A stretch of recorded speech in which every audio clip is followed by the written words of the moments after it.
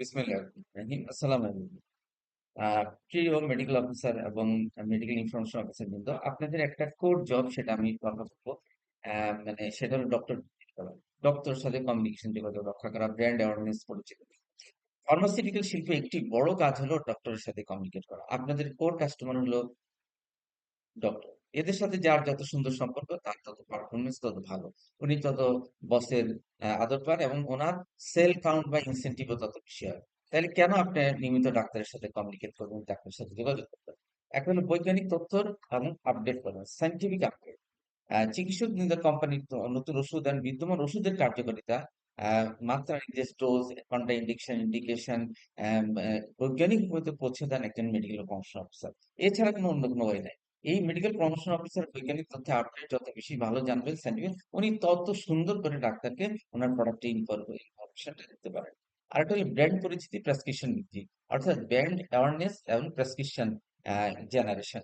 একটি জেনেরিক ব্র্যান্ডের যেদিকে একাধিক ব্র্যান্ড কিন্তু বাজারে থাকে অথবা নতুন ওষুধ বাজারে আনলে, কিন্তু নিয়মিত যদি ডক্টর মধ্যে চিকিৎসকের কাছে আপনি ওটা প্রমাণ পরিচিত না করান, একসময় দেখা যায় আপনার মানে অর্থাৎ চিকিৎসকের top in the mind recall না থাকে, আপনি কিন্তু প্রেসক্রিপশন বৃদ্ধি করতে পারবেন না। অর্থাৎ আপনার তখন ওষুধটি মাঠে মারা যাবে এবং ব্র্যান্ডের পরিচিতি পাবেন না। আপনার প্রেসক্রিপশন না হলে অলরেডি আপনার সেল জেনারেট করবে, ডিক্রিজ করবে, একজন আপনার ইনসেন্টিভও আপনি সাফার করবেন। আর হলো পেশাদার সম্পর্কের উন্নয়ন, প্রফেশনাল রিলেশনশিপ তৈরি করা।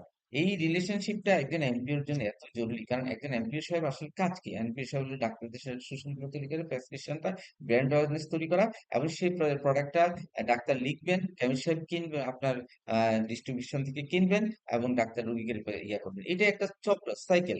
এই সাইকেল যদি আপনি এইটা সাইকেলের ফার্স্ট রিলেশন হলো ডক্টর। আপনি যদি ডক্টরের সাথে রিলেশনশিপ সুন্দর করেন, এই সাইকেলে আপনার সাকসেস হবে। শুধু আপনার সাথে কেমিস্টের পরিচয় থাকলে হবে না, কারণ মূল কোর জব যদি ডাক্তার যদি আপনার প্রোডাক্টটা না লিখেন, কেমিস্ট সাহেব কিন্তু আপনাকে অত বেশি সিনসিয়ারলি অ্যাকসেপ্ট করবে না। তাহলে এগুলো পেশাদার সম্পর্ক উন্নয়ন। আর এগুলো বাজারের তথ্য, ফিডব্যাক সংগ্রহ। আপনি ডাক্তার একটা নতুন জেনেরিক ওষুধ আনলেন বা নতুন পুরান ওষুধ অথবা যেকোনো একটা নতুন ব্র্যান্ড আনলেন, তাহলে আপনি কি করবেন? এটার অনেক সাইড এফেক্ট আছে, ইন্ডিকেশন, কন্ট্রা ইন্ডিকেশন আছে। এগুলি কি করে কোম্পানি এইসব কৌশল, এইসব বিষয় বাজারে আপনি ডাক্তারের কাছে পরিচিত করাবেন। ডাক্তার তখন এগুলি যখন আপনার এই প্রোডাক্টটা লিখবে, তখন ওনার মধ্যে অনেক রকম তথ্য আসবে। যেমন অনেক সময় রোগী অ্যালার্জি কন্ডিশন হয়, রোগী ভালো হয়, ভালো হয় না, তখন ডাক্তার আপনাকে ইনফরমেশন দিবে। এই ইনফরমেশন গুলো পাওয়ার পর আপনার একটা ফার্মাকো ভিজিলেন্স টিম আছে, ওই টিমকে আপনি জানাবেন। এটা তখন ওনারা আবার রিসাইকেল করবে, যা যা করা দরকার ওনাদের এটা অফিস করবে। তাহলে এটা হলো বাজারের তথ্য। ফিডব্যাক সবার জন্য একজন ডাক্তারের সাথে আপনি খুব সবসময় একজন এমআইও বা একজন এমপিও কে যোগাযোগ রাখতে হয়।